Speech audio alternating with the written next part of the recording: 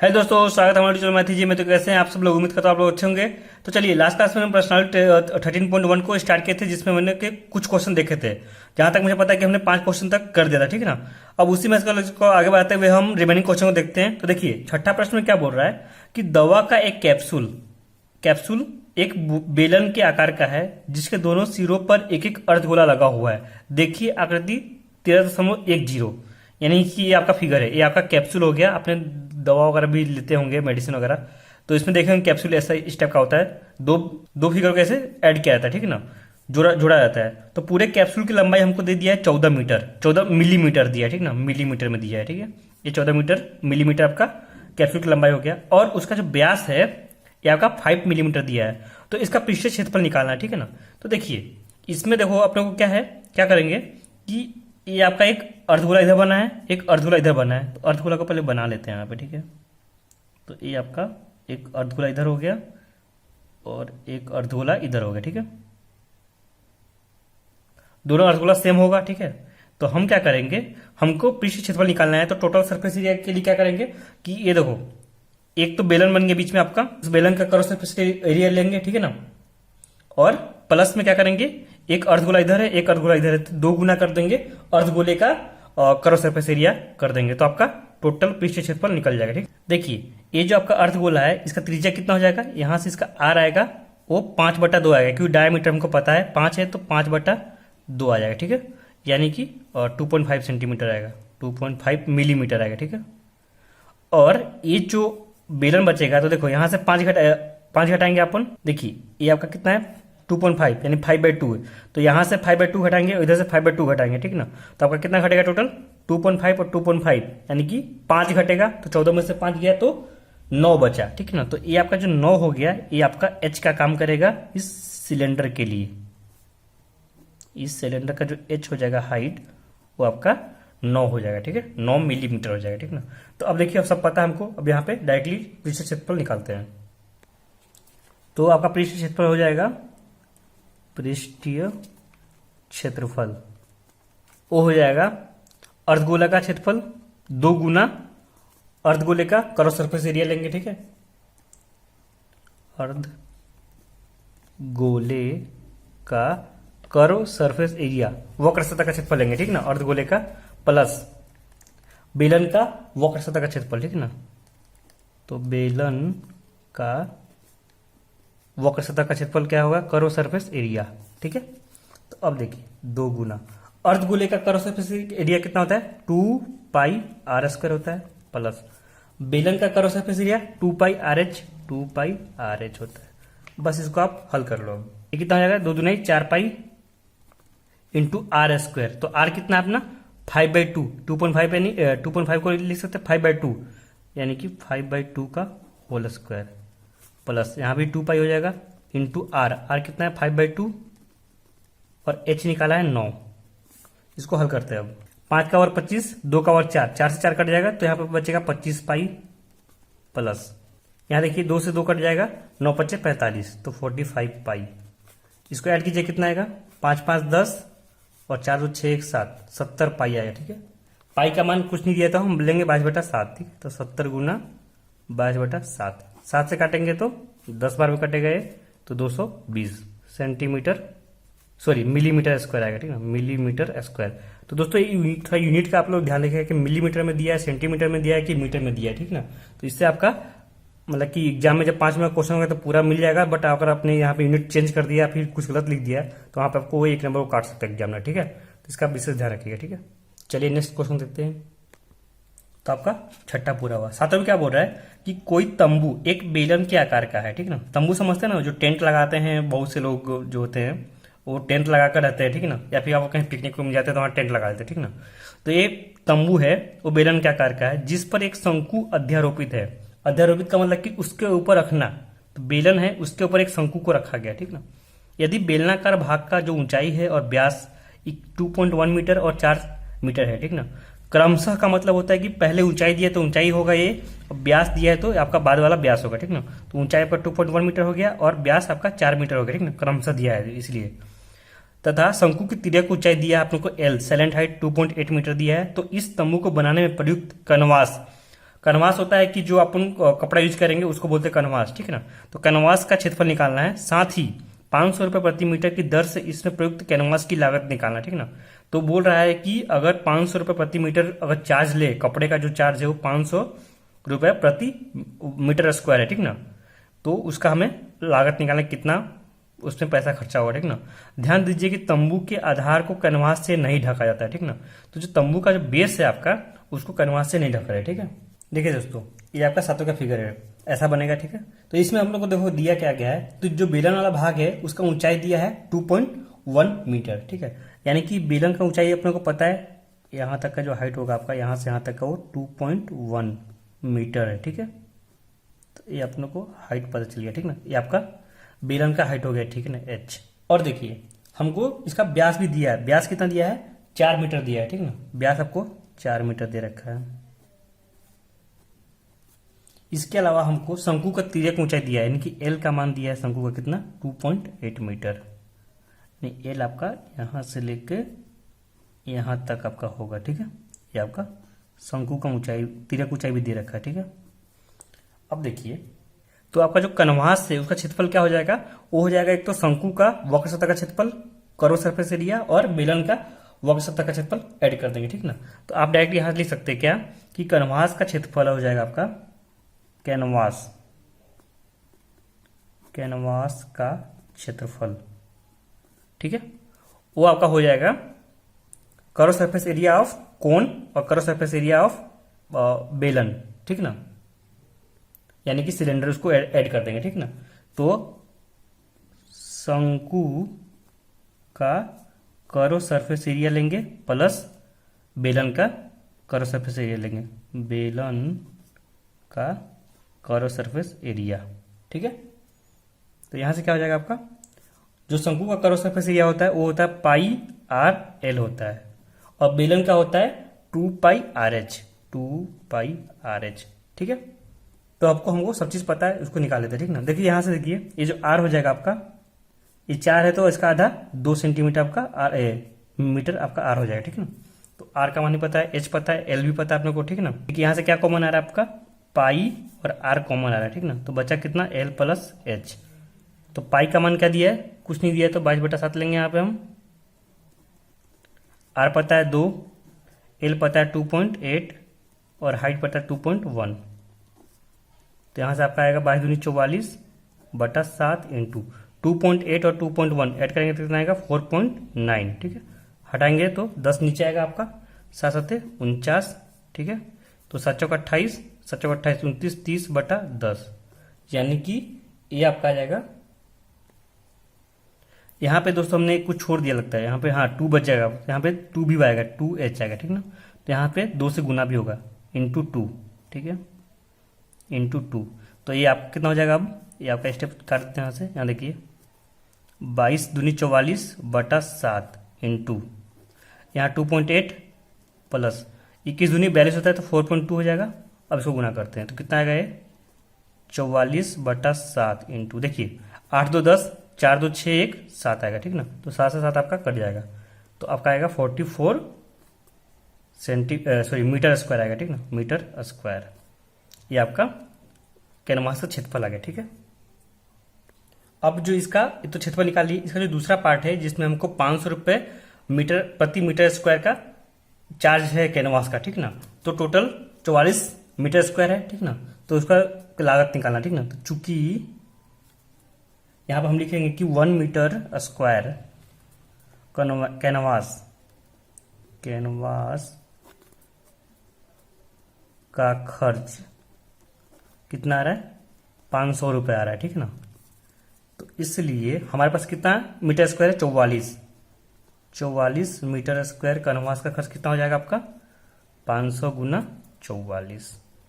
तो ये आपका आएगा कितना, 5 चौक 20, 5 चौक 20 2 22 और 2 जीरो पहले से था तो 2 जीरो आपका यहाँ पे आएगा, ठीक है ना। तो इस तरह से आपका 22,000 आपका रुपए टोटल खर्चा भी आ गया, ठीक है ना। तो दोस्तों इस तरह से आपका ये क्वेश्चन को हल करना था, ठीक है। चलिए नेक्स्ट क्वेश्चन देखते हैं।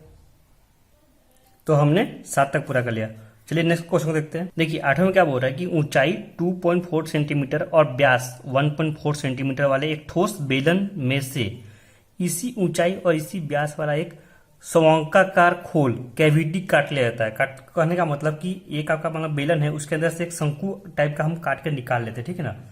तो शेष बचे हुए ठोस का निकटतम वर्ग सेंटीमीटर तक पृष्ठ क्षेत्रफल निकालना, ठीक है।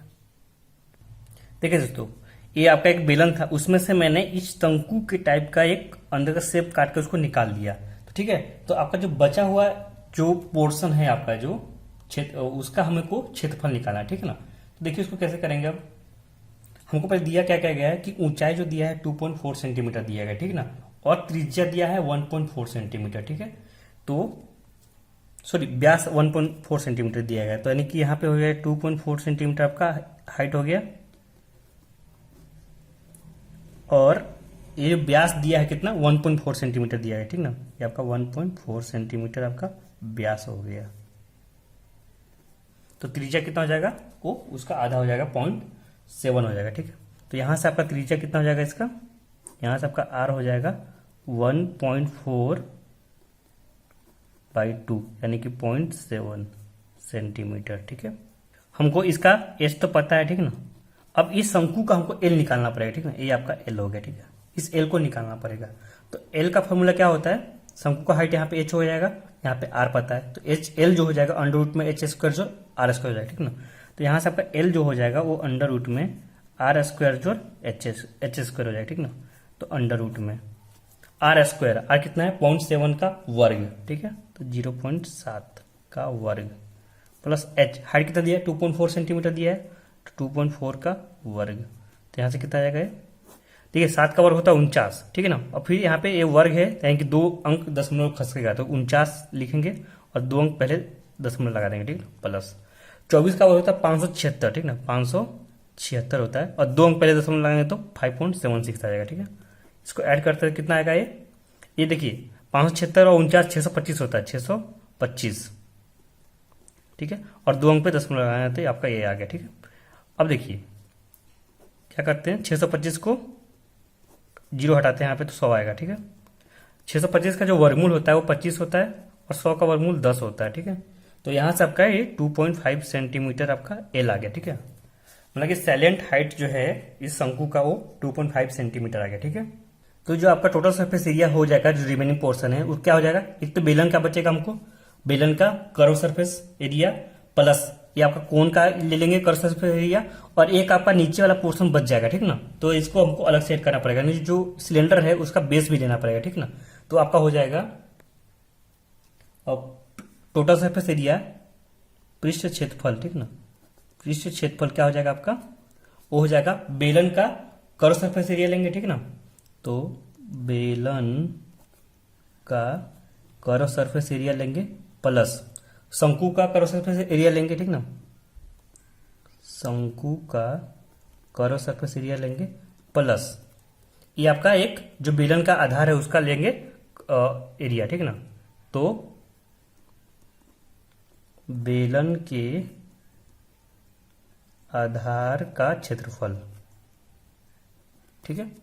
तो देखिए जो बेलन का जो कर्व सरफेस एरिया होता है वो होता है 2πRh, शंकु का जो कर्व सरफेस एरिया होता है वो πr×l होता है, और जब बेलन का जो आधार है आपका वो क्या है, एक वृत्ताकार टाइप का है, तो हो जाएगा πr², ठीक है।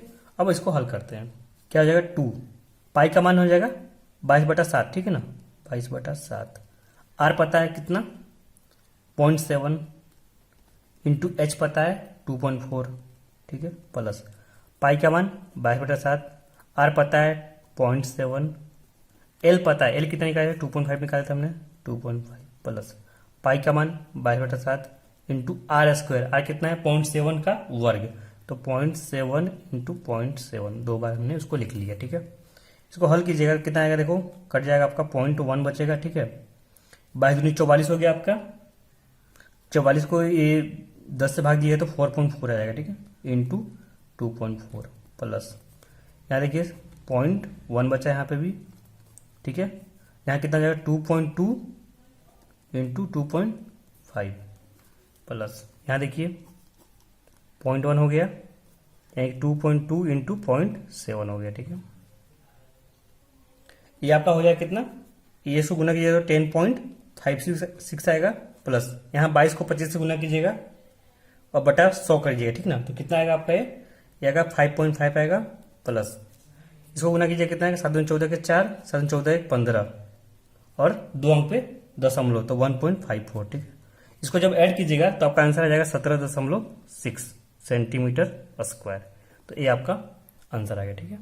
तो इस तरह से आपको ये 8वें प्रश्न को हल करना था। कुछ नहीं, इसमें बस तिर्यक ऊंचाई निकालना था, फिर जो वक्र सतह का क्षेत्रफल होता है उसका लगाना था और लास्ट में जो आधार है आपका बेलन का आधार है उसको ऐड करना था, ठीक है।